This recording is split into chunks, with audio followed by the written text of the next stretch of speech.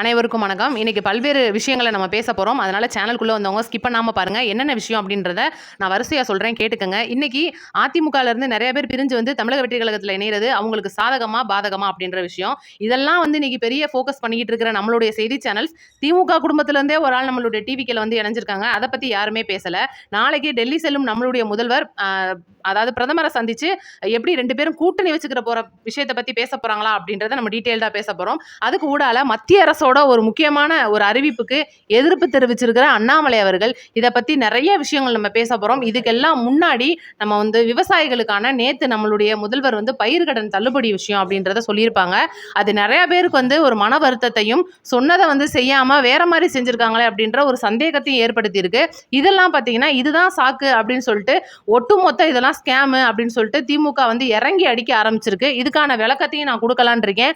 முதல்ல எல்லாரும் அந்த விவசாயிகளுடைய அந்த தேர்தல் வாக்குறுதியை புரிஞ்சுக்கணும். 5 ஏக்கர் நிலம் வச்சிருக்கிறவங்களுக்கு 5 ஏக்கருக்குள்ள வச்சிருக்கிறவங்களுக்கு முழு பயிர் கடன் தள்ளுபடி, இதுதான் வந்து வாக்குறுதி. இதுல மாற்றம் கிடையாது. 5 ஏக்கருக்கு மேல வச்சிருக்கிறவங்களுக்கு பாதி. இது ஓகேவா? இது எல்லாருக்கும் புரியும். ஆனா நேற்று நடந்த விஷயம் என்ன? 50,000 வரையும் வாங்கியிருக்கிறவங்களுக்கு முழு அந்த 50,000மும் வந்து தள்ளுபடி.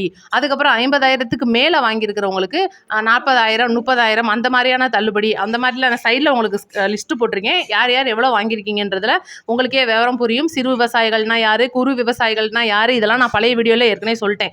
இப்போ உங்களுக்கெல்லாம் வந்து மன வருத்தத்தை ஏற்படுத்துகிற மாதிரியான அந்த சம்பவங்கள் நடந்துட்டு இருக்கு. இதுக்கெல்லாம் வந்து முற்றிலும் நீங்கள் லப்பரை வச்சு ஃபஸ்ட்டு அழிக்கணும். இன்னைக்கு நம்மளுடைய தமிழக பட்ஜெட் அப்படின்ற ஒரு விஷயம் வரப்போகுது அப்படின்றதுக்கு முன்னாடி இன்னைக்கு தமிழக கஜானா எவ்வளவு தூரம் வந்து இதுக்கு முன்னாடி இருந்தவங்க ஸ்கேம் பண்ணிட்டு போயிருக்காங்க, எவ்வளவு தூரம் காலி பண்ணிட்டு போயிருக்காங்க, ஒவ்வொரு துறைகளிலும் எவ்வளவு ஊழல் நடந்திருக்கு, இதெல்லாம் நம்ம புரிஞ்சுக்கணும். இன்னைக்கு நம்மளுடைய தமிழக முதலமைச்சரா வந்திருக்கிறவர் தேர்தல் வாக்குறுதியை நிறைவேற்றவில்லை. இது விவசாயிகளுக்கான எக்ஸ்ட்ரா கொடுத்த சொல்லாததையும் செய்வோம்னு சொன்னாங்க பாத்தீங்களா, அந்த விஷயத்துல வர்ற ஒண்ணுதான் இது. இது பாத்தீங்கன்னா ஜூன் மாசத்துக்கான, அதாவது ஏற்கனவே வந்து பிப்ரவரியில தாக்கல் பண்ணிட்டாரு நம்மளுடைய முன்னாள் நிதியமைச்சரான தங்கம் தென்னரசு அவர்கள். இப்போ பாத்தீங்கன்னா நம்மளுடைய இப்ப இருக்கிற நிதியமைச்சர் மரிய வில்சன் அவர்களுடைய பட்ஜெட் பாத்தீங்கன்னா ஜூன் அல்லது ஜூலைல தாக்கல் பண்ண போறாங்க. இதுக்காகவும் இது சம்பந்தப்பட்ட விஷயமாவும் பேசுறதுக்கு தான் நாளைக்கு நம்மளுடைய பிரதமரை சந்திக்கிறார் விஜய் அவர்கள். இது பாத்தீங்கன்னா இந்த ஒரு விஷயம் விவசாயிகளுக்கு மட்டும், மீனவர்களுக்கு மட்டும் இந்த மாதிரி அப்படின்னு கிடையாது. ஒட்டுமொத்தமா ஒவ்வொரு துறைகளிலும் இருக்கிற கூட்டுறவுத்துறை அமைச்சர், இந்த மாதிரி வந்து மத்திய அமைச்சர்களையும் நிறைய பேரை சந்திக்கிறதா இருக்காங்க. காங்கிரஸ்ல, அதாவது இப்ப கூட்டணியில இருக்கிற காங்கிரஸோட தலைவர்களான ராகுல் காந்தி, மல்லிகார்ஜுன கார்கே, சோனியா காந்தி இவங்களெல்லாம் சந்திக்கிறதா இருக்காரு. நாளைக்கு பிரதமர் கூட நாளைக்கு சாயந்தரம் டைம் ஒதுக்கியிருக்காங்க. இவ்வளோ விஷயத்தையும் நாளைக்கு நம்மளுடைய விஜய் அவர்கள் பேசுறதுக்கு போறாங்க பிரதமர்கிட்ட. இந்த விஷயங்கள்லாம் வந்து இன்னைக்கு எதுவுமே தெரியாம இன்னைக்கு ஒட்டுமொத்தமா இபிஎஸ் இருக்கட்டும், உதயநிதி ஸ்டாலினா இருக்கட்டும், சில தலைவர்களா இருக்கட்டும், நிறைய பேர் வரவேற்றிருக்காங்க. இது வந்து பயிர்க்கடன் தள்ளுபடி அப்படின்றது இன்னைக்கு விவசாயிகளுக்கான ஒரு பொக்கிஷ மாதிரியான ஒரு விஷயம். இது என்னதான் வந்து தள்ளுபடி அப்படின்றது இருந்தாலும் தேர்தல் வாக்குறுதியை நிறைவேற்றலையே, இதுதான் பெரும்பாலானோரோட கேள்வியா இருக்கு. இதுதான் வந்து முக்கியம். என்னன்னா இது வந்து வாக்குறுதி கிடையாதுங்க, இது எக்ஸ்ட்ரா வந்து விவசாயிகளுக்கு பண்ணணுமே நினைச்சு பண்ணுன ஒரு நல்ல விஷயம். இதை முதல்ல புரிஞ்சுக்கோங்க. இன்னும் தேர்தல் வாக்குறுதி அப்படின்ற இடத்துக்கே நம்ம தலைவர் இன்னும் வரல. அதனால அது ஒரு விஷயமா யாருமே பெருசா எடுத்துக்க வேணாம். இப்போதைக்கும் அது எந்தெந்த யார் அடிப்படை பிரிவில் இருக்கீங்களோ உங்களுடைய அந்த தள்ளுபடியை நீங்க கேட்டு வாங்கிக்க வேண்டியது. இது வந்து ஓகே, நம்ம புரிய வச்சுட்டோம். புரியாதவங்க கமெண்ட்ல கேளுங்க. இப்போ நெக்ஸ்ட் பாத்தீங்கன்னா மத்திய அரசோட மிக முக்கிய அறிவிப்பான மும்மொழி கொள்கை. இன்னைக்கு மும்மொழி கொள்கையை வந்து இதுக்கு முன்னாடி இருந்த அரசும் ஏத்துக்கல, நம்மளுடைய தமிழக முதலமைச்சர் விஜய் அவர்களும் இதை ஏத்துக்கல. பள்ளி கல்வித்துறை அமைச்சர் இதை வந்து உறுதியும் படுத்தியிருக்காரு. அதுக்காக இதுக்கு முன்னாடி ஸ்டாலின் அவர்கள்ட்ட சாதிக்க முடியல, நம்மளுடைய விஜய்கிட்ட பாத்தீங்கன்னா சாதிச்சிடலாம் அப்படின்ற ஒரு மனநிலை போக்கும் அப்படின்றத வந்து ஒட்டுமொத்தமா மாத்திட்டாங்க. நம்மளுடைய தமிழ்நாட்டுல இருமொழி கொள்கை தான் அப்படின்ற ஒரு இடம். இன்னைக்கு அண்ணாமலை அதற்கு எதிர்ப்பு தெரிவிச்ச உடனே எல்லாருக்குமே என்ன நடக்குது, ஒருவேளை அண்ணாமலை வந்து இங்கிட்டு வரும் ஒருவேளை இருக்குமோ அப்படின்ற மாதிரிலாம் வந்து பல்வேறு விதமா யோசிக்கிறாங்க. ஏன்னா இது வந்து முழுக்க முழுக்க அண்ணாமலை அவர்களுடைய ஒரு ஸ்கிரிப்ட் அப்படின்ற மாதிரி தான் நமக்கு தெரியுது. இன்னைக்கு சிபிஎஸ்இ பள்ளிக்கூடத்துல 3வது மொழியை வந்து கத்துக்கிறதுக்காக எல்லா பிள்ளைங்களுக்கும் இப்பவே ஆரம்பிச்சிட்டாங்க அப்படின்ற ஒரு தகவல். ஆனா பாத்தீங்கன்னா இல்ல, இதெல்லாம் இப்ப ஆரம்பிக்க கூடாது, 2029-30 காலகட்டத்தில் தான் ஆரம்பிக்கிறோம்னு சொல்லியிருக்கோம், நீங்க என்ன இப்பவே ஆரம்பிக்கிறீங்க அப்படின்னு கேட்கும்போது என்னடா அது மத்திய அரசு எதிர்த்து கேள்வி கேட்கிறாரு அப்படின்ற ஒரு நம்மளுடைய கண்ணோட்டம். ஆனா இது மூலியமா என்ன சொல்ல வர்றாங்க அப்படின்னா, இந்த 2029-30 கண்டிப்பா நாங்க மும்மொழியை தமிழ்நாட்டுக்குள்ள கொண்டுட்டு வந்தே தீர்வோம் அப்படின்ற இடத்துல அவங்க ஃபுல் ஸ்டாப் வச்சு முடிக்கிறாங்க அப்படின்ற ஒரு விஷயம். ஒட்டுமொத்த தமிழகத்தையும் ஏமாத்துறதுக்காக இந்த ஒரு வேலை நடக்குது அப்படின்றது நம்மளுடைய கருத்து. இவ்வளவு விஷயங்களும் இன்னைக்கு நடந்துட்டு இருக்கு. இதுக்கப்புறம் இது கண்டிப்பா பாருங்க, இது எந்த அளவில் இன்னைக்கு தமிழகத்துல அந்த தமிழ் மொழிக்காக உயிர் நீத்தவங்களோட அவங்களோட அந்த ஒரு உயிர் அவங்களுடைய இதை கூட நம்ம மதிக்காத அளவுக்கு அதை ஆயிரும் அப்படின்றனால இது முழுக்க முழுக்க நம்மளுடைய தமிழ்நாட்டில் இருமொழி கொள்கை தான் அப்படின்ற நம்மளுடைய முதல்வர் அவர்களும் சரியான பாதையை நோக்கியே சென்றுகிட்டு இருக்கார் அப்படின்றது. இது அடுத்த ஒரு விஷயமா இன்னைக்கு தமிழக பள்ளிக்கல்வித்துறை அமைச்சர் ராஜ்மோகன் அவர்கள் பல்வேறு விஷயமா பார்த்தீங்கன்னா ஸ்கூல் திறப்புறது வந்து தள்ளி போகுது அப்படி இப்படின்னு சொல்லிட்டுலாம் நிறைய விஷயங்கள் வந்திருக்கும். அதுக்கப்புறம் லாஸ்ட்டாக இந்தியா வானிலை மையத்தோட அந்த வெயில் தாக்கத்தின் பொறுத்து ஸ்கூல் தேதியை மாற்றி அமைப்போம் அப்படின்லாம் சொல்லியிருந்தாங்க. உண்மையிலே வந்து வெயில் வந்து இன்னைக்கு அதிகமாக தான் இருக்குது அப்படின்ற ஒரு சூழ்நிலையிலையும் பார்த்தீங்கன்னா சிபிஎம் மற்றும் சிபிஐ 2 மார்க்சிஸ்ட் மற்றும் இந்திய கம்யூனிஸ்டுகள் தமிழக அரசுக்கு ஒரு கோரிக்கை வச்சிருக்காங்க. ரொம்ப அதிகமாக வெயில் தாக்கம் இருக்கிறனால ஸ்கூலை கொஞ்சம் தள்ளி திறக்கணும் அப்படின்ற ஒரு விஷயம். இது வந்து பார்த்தீங்கன்னா நம்மளுடைய முதலமைச்சர் அவர்களுக்கும் பள்ளிக்கல்வித்துறை அமைச்சருக்கும் வந்து பரிந்துரையில் இருக்கு. கண்டிப்பாக ஸ்கூல் திறக்கிறது தள்ளி தான் போகுது அப்படின்ற அளவுக்கான தகவல் வந்துட்டு இருக்கு. அது முழுசாக வந்ததுக்கு அப்புறமா என்னைக்கு ஏது அப்படின்றத நான் உங்களுக்கு டீட்டெயில்டாக வீடியோவில் சொல்லிடுறேன். இப்போ லாஸ்ட்டாக பார்த்தீங்கன்னா இன்னைக்கு நம்மளுடைய தமிழகத்தில் ஒரு திமுக அப்படின்ற ஊழல் கட்சியை நம்ம ஒழிச்சு முடிச்சிட்டோம் அப்படின்னு தான் நம்ம சொல்லணும். ஏன்னா இன்னைக்கு என்னதான் அதிமுக சுக்குநூறா பிரிஞ்சு போயிருந்தாலும் இந்த திமுகவும் பிரியறதுக்கான ஆரம்ப புள்ளி ஆரம்பிச்சிருச்சு அப்படின்னா என்ன காரணம்னு எல்லாரும் கேட்கலாம். இன்னைக்கு சென்னையோடைய மேயர் எடுத்துக்கோங்க. மேயர் பிரியா அவர்கள் இன்னைக்கு ஒட்டுமொத்தமாக சென்னையோட மேயர் அவங்க வந்து சென்னை மக்களுக்கு வேலை பார்க்கணும்னு பார்த்தீங்கன்னா அதெல்லாம் செய்ய மாட்டாங்க.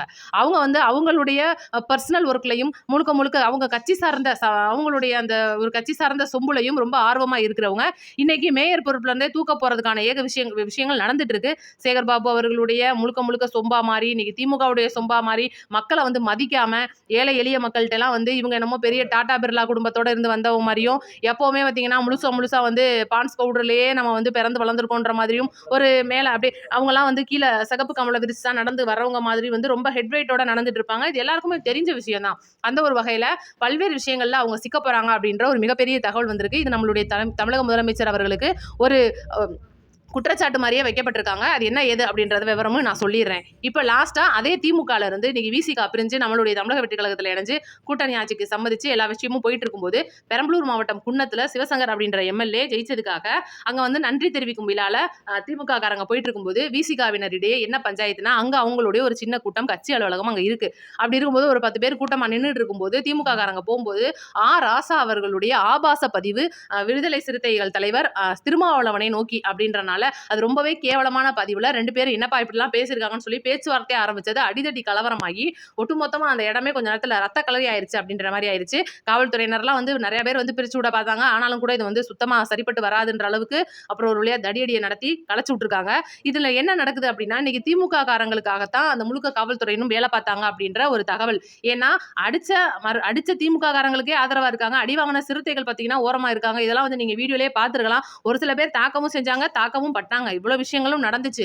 ஆனா இன்னைக்கு தமிழக வெற்றி கழகத்தோட இன்னைக்கு சிறுத்தை கட்சி இப்ப வந்து இணைஞ்சிருக்கு அப்படின்ற ஒரே காரணத்துக்காக இப்படி தரக்குறைவாவா நீங்க பேசுறீங்க அப்படின்ற அளவுக்கு நடந்துச்சு அந்த ஒரு போராட்டம். கண்டிப்பா இதுக்கு வந்து சிறுத்தைகளுடைய தலைவரான திருமாவளவன் அவர்கள் கண்டனம் தெரிவிச்சிருக்காரு. அது போக பாத்தீங்கன்னா ஸ்டாலின் அவர்கள் இதெல்லாம் வந்து நம்மளுக்கு ஒரு பெரிய விஷயமே கிடையாது. நம்ம எப்பவும் போல கெத்தா இருக்கணும்.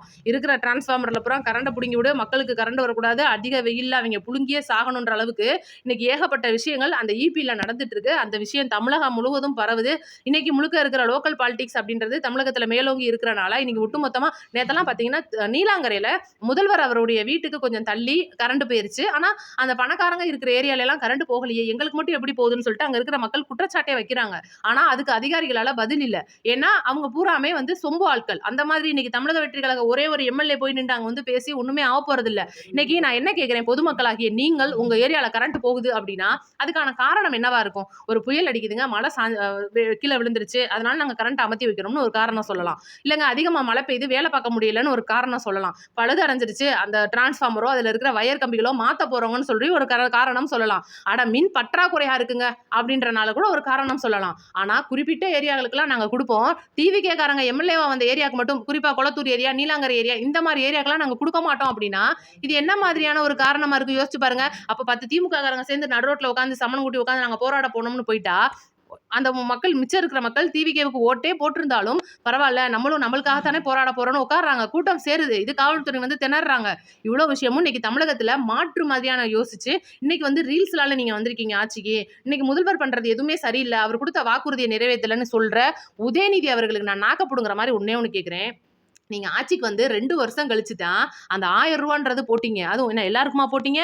கிடையாது. குறிப்பிட்ட அந்த 1,50,000 கோடி மக்களுக்கு தான் போட்டீங்க. அதுக்கப்புறம் ஆட்சியிலருந்து அ ஒ 88,00,000 பேருக்கு. அதுக்கப்புறம் ஆட்சியிலருந்து போகும்போது தான் வந்து மறுபடியும் களை எடுத்து, மறுபடியும் 1,29,00,000 பேருக்கு போட்டிருக்கீங்க. அப்ப இத கேட்கறதுக்கு உங்களுக்கு என்ன துப்பு இருக்கு? இன்னைக்கு ஐடி விங் அப்படின்ற பேர்ல நாங்க தமிழக அரச வந்து அடிப்போம். இன்னும் வந்து 1 மாசம் கம்ப்ளீட் ஆகல. ஆனா கிட்டத்தட்ட வாக்குறுதி அப்படின்றதுக்கு மேல இன்னைக்கு தமிழகத்துல தப்பு நடக்காம அவ்வளோ தூரம் தடுத்துக்கிட்டு இருக்காரு. ஆனா நீங்க உங்ககிட்ட இருக்கிற குண்டர்களை அனுப்பிச்சு விடுவோம். இருக்கிற தேவையில்லாத வேலையாட்கள் நாங்க பார்ப்போம். இன்னைக்கு ஒட்டு மொத்தமா குழந்தைகள் கடத்தல் வரைக்கும் நீங்க சம்மந்தப்பட்டிருக்கீங்கன்ற தகவல் வந்துட்டு இருக்கு. இது கண்டிப்பா காவல்துறையினர் களை எடுக்க தான் போறாங்க. அதனால இதோட உங்க ஆட்டத்த நிறுத்திக்கங்க. அரசியல் ரீதியா அரசியல் தலைவர்களை நீங்க நேருக்கு நேரா தாக்கிக்கிறது தான் ஆரோக்கியமான அரசியல். இதுக்காக பொதுமக்களை பலியாக்குறதும், குட்டி குழந்தைங்களை வந்து பலியாக்குறதும் அப்படின்றது கேடுகட்ட அரசியல், பிண அரசியல நீங்க பண்ணாதீங்க. இது இந்த 75 வருட வாழ்க்கைய வந்து உங்களுக்கு ஆல்ரெடி முடிச்சு விட்டாச்சு. அதனால உங்க குடும்பத்துல இருந்து இன்னைக்கு தமிழக வெற்றி கழகத்துக்கு ஆள் வந்துட்டு இருக்காங்க. முதல்ல நீங்க அத போய் பாருங்க. வேற தேவையில்லாத வேலைய பார்த்துக்கிட்டு இருக்கிற அந்த எதிர்க்கட்சி தலைவர் அப்படின்ற பொறுப்பையாவது நீங்க காப்பாத்திக்குவீங்க அப்படின்னு நாங்க நம்புறோம். ஏதோ படமெல்லாம் நடிக்க போறீங்க அப்படின்னு சொல்லிக்கிட்டு இருக்காங்க. அதனால கருமம் அத வேற யார் பார்க்க போறதுன்னு தெரியல. அது ஓடுமா? இன்னைக்கு வேற என்னன்னா, இன்னைக்கு நடிகர் விஜய் அவர்களோட இடத்த நான் நிரப்ப போறேன்னு வேற சொல்லி வீட்டுக்குள்ள சபதம்லாம் வேற எடுத்திருக்கீங்களாம். நீங்க எந்த ஆணைய வேணாலும் புடிங்கிட்டு போங்க. ஆனா புடுங்குறது பூராமே தேவையில்லாத ஆணி தான். அதனால தமிழக மக்களை இப்படியே விட்டுருங்க. எங்க தமிழக அரசு நல்லா இருக்கும். நாங்க மேலோட்டி அந்த 5 வருஷத்துக்கு மேல நாங்க பொருளாதாரத்த வளர்த்து காட்டுவோம். அத விட்டுப்புட்டு நாங்க எதிர்க்கட்சி, நாங்க இப்படித்தான் நீங்க கேள்வி கேட்போம் அப்படின்னா, அன்னை சீமான் சொன்ன மாரி அங்கிட்டு நில்லுங்க, இல்ல இங்கிட்டு நில்லுங்க. நடுவுல நின்னா லாரி அடிச்சிரும். பார்த்துக்குங்க. நன்றி, வணக்கம். அடுத்த வீடியோல சந்திப்போம். உங்க கமெண்ட்ல சொல்லிருங்க. வீடியோவ ஷேர் பண்ணி விடுங்க. கீழ ஹைப்ன்னு இருக்கும் குடுத்துருங்க. நன்றி.